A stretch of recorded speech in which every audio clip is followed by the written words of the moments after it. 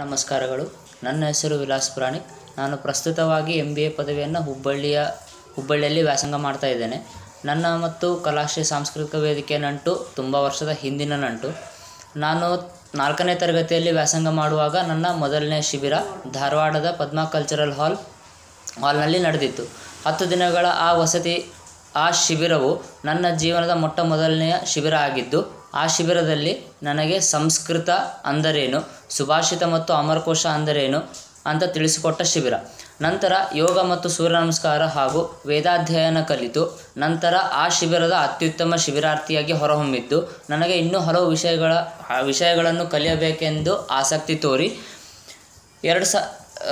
2010ರಲ್ಲಿ ಉತ್ತರ ಕನ್ನಡ ಜಿಲ್ಲೆಯ ಕುಮಟಾ ತಾಲೂಕಿನ ಕತಗಾಲ್ ಎಂಬ ಗ್ರಾಮ ಎಂದರೆ ನಮ್ಮ ಗುರುಗಳಾದ ಡಾಕ್ಟರ್ ವಿದ್ವಾನ್ ಕೆ ಗಣಪತಿ ಭಟ್ ಅವರ ಸ್ವಗ್ರಾಮದಲ್ಲಿ ನನ್ನ 2ನೇ ಶಿಬಿರ.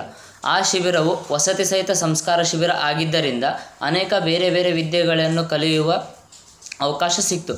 ಆ ಶಿಬಿರವು ಬೆಳಗ್ಗೆ ಬೇಗ ಏಳುವುದರಿಂದ ಹಿಡಿದು ನಮ್ಮ ಕೆಲಸವನ್ನು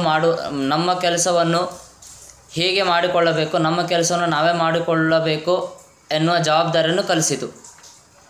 ಬೆಳಗ್ಗೆ ಯೋಗಾಭ್ಯಾಸ ನಂತರ ಪೌಷ್ಟಿಕ ಆಹಾರ ಅಂದರೆ ನೆನೆಸಿದ ಕಾಳು ಕೊಡ್ತಾಯಿದ್ರು. ರಾಮಚಂದ್ರ ಹೆಗಡೆ ಎಂಬುವರು ನಮಗೆ ಬೆಳಿಗ್ಗೆ ಈಜನ್ನು ಹೇಳಿಕೊಡ್ತಿದ್ರು. ನಂತರ ವೇದಗಣಿತ, ಸಂಸ್ಕೃತ ಸುಭಾಷಿತ, ಸಂಸ್ಕೃತ ಗೀತೆ ಮತ್ತು ಸಂಪನ್ಮೂಲ ವ್ಯಕ್ತಿಗಳ ಜೊತೆ ಸಂವಾದ. ಇದು ಬೆಳಗ್ಗೆಯಿಂದ ಸಂಜೆವರೆಗೂ ಇರುವ ನಮ್ಮ ವೇಳಾಪಟ್ಟಿ. ಅದಾದ ನಂತರ ಸಾಯಂಕಾಲ ದೇಶೀಯ ಕ್ರೀಡೆಗಳನ್ನು ಹೇಳಿಕೊಡುವ ಏಕೈಕ ಶಿಬಿರ ಇದಾಗಿದ್ದು ಇಲ್ಲಿ ಮರಕಾಲು ಓಟ ಎಂಬ ಹೊಸ ಕ್ರೀಡೆಯನ್ನು ನಾವು ಕಲ್ತಿದ್ವಿ. ನಾನು ಸತತವಾಗಿ 2 ಶಿಬಿರಗಳಲ್ಲಿ ಶಿಬಿರಾರ್ಥಿಯಾಗಿ ಭಾಗವಹಿಸಿ ನಂತರ ಮುಂದಿನ ಶಿಬಿರಗಳಲ್ಲಿ ಕಾರ್ಯಕರ್ತನಾಗಿ ಹಾಗೂ ಶಿಕ್ಷಕನಾಗಿ ಗುರುಗಳ ಮಾರ್ಗದರ್ಶನದಲ್ಲಿ ಕಾರ್ಯನಿರ್ವಹಿಸಿದ್ದು ಸಂತೋಷವೆನಿಸುತ್ತಿದೆ. ಈ ಸಂಸ್ಕಾರ ಶಿಬಿರಗಳಿಂದ ಸನ್ಮಾರ್ಗದಲ್ಲಿ ನಡೆಯುವ ಸಂಸ್ಕಾರಯುತ ಶಿಕ್ಷಣ ದೊರೆಯುತ್ತದೆ.